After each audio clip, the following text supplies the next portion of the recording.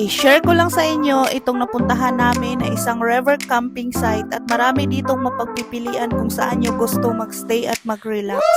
At 2 hours away lang yan dito sa Manila, kasama na yung biyahe mo sa Marilaki at pababa dito. Kaya kung gusto mo talaga mag-relax dahil sa toxic na syudad katulad ko, pumunta ka lang dito sa Tanay Rizal at malapit lang ito, hindi ito malayo biyahiin. Dito lang yan sa may Lanatin River sa Tanay Rizal. Bumiyahe nga pala kami mula dito sa Pasig ay maaga na. Siguro mga alas 6 na kami umalis ng bahay at medyo wala itong traffic kasi paglabas pala namin is holiday pala to. Akala namin, umalis kami ng Tuesday kasi sabi namin may pasok para hindi matao yung pupuntahan namin. At yun pala is holiday pala to at marami kami nakasabay dito paakyat ng Marilaki. At syempre alam naman natin pag Marilaki, marami talagang kamuti dito kaya dapat ikaw mismo alerto ka kapag nagbabiyahe kayo dito.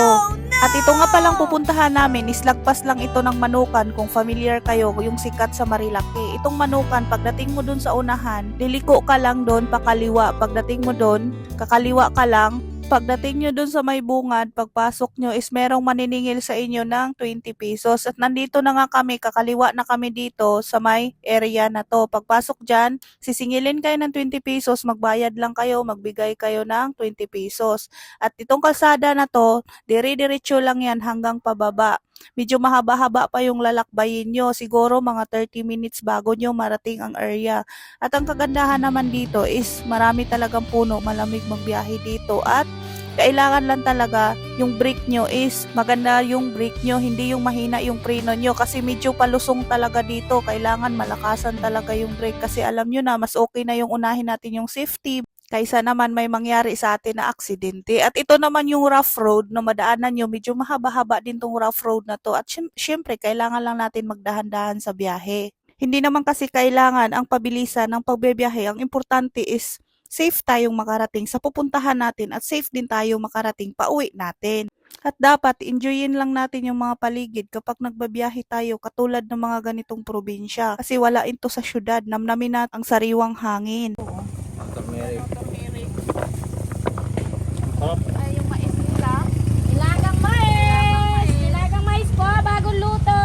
Tapos merong mga gulay, talong, mais. Benching ko po, sir. Tag 25 lang yan, yung mais na yan. Pagkatapos namin bumili ng may daanan kaming mais, dito na yon papasok ng Arco. Pagdating nyo dito sa Arco na to, kailangan kumanan kayo.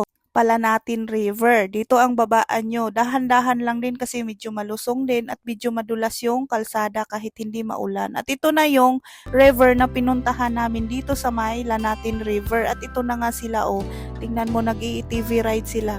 Yung ATV ride pala dito kapag solo is 1.5. Kapag naman dalawa kayo magsakay sa isang ATV ride is 2,000 daw. Kaya maganda din talaga dito mag-ATV ride kasi dito sa Ilog is may enjoy mo talaga yung rough road dito. Ako gustong-gusto ko nga sana mag-ATV ride kaso masama yung pakiramdam ko talaga kaya hindi kami nag-ATV ride. Nagpunta lang kami kasi dito kasi gusto kong mag-relax.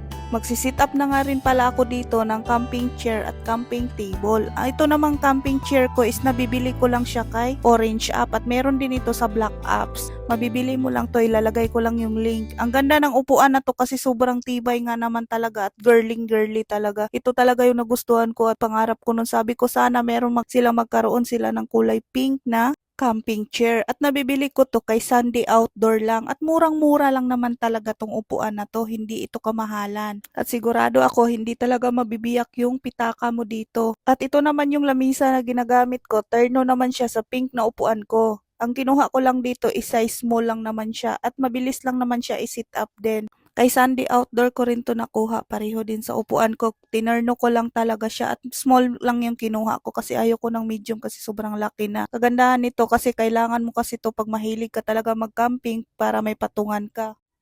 At dito sa pinagkampingan namin is pwede ka ditong mag-ihaw-ihaw sa tabi ng ilog. Kailangan mo lang linisin mo pagkatapos mo dito mag-ihaw-ihaw. Yung mga ganitong vibes talaga yung gustong-gusto ko kaya pa kapag yung mga bukid-bukid o mga ganitong eksena, yung ganito talaga yung mag-ihaw-ihaw ako, lalo na dito sa tabing ilog, sobrang Tapos mafe-feel mo talaga yung buhay na probinsya, yung simpleng buhay lang talaga. Yung ganito lang tapos relax na relax yung isipan mo, o 'di ba? At habang naggagayat ako dito para pang sausawan is i-share ko sa inyo yung binayad namin sa lamisa dito sa campsite. Kumuha lang kami ng lamisa, 400 dapat to pero binigay lang nila sa amin na 300. Meron ding additional na tag 20 pesos per head para sa environmental fee nila. Ganyan lang kamura pero may enjoy mo na dito yung ganda ng view nila. Kaya ano pang inaantay mo, arat ka na dito, sigurado. Relax ang isipan mo, pati utang mo, tanggal talaga dito yung problema mo sa utang. At ang sarap pala ng mais nila ni ate, sobrang tamis. Kaya kung pupunta ka dito, bumili ka rin dito sa mais nila ni ate. Sigurado hindi ka talaga magsisisi. Thanks for watching, mga madam! Guys, please subscribe my YouTube channel linked in profile.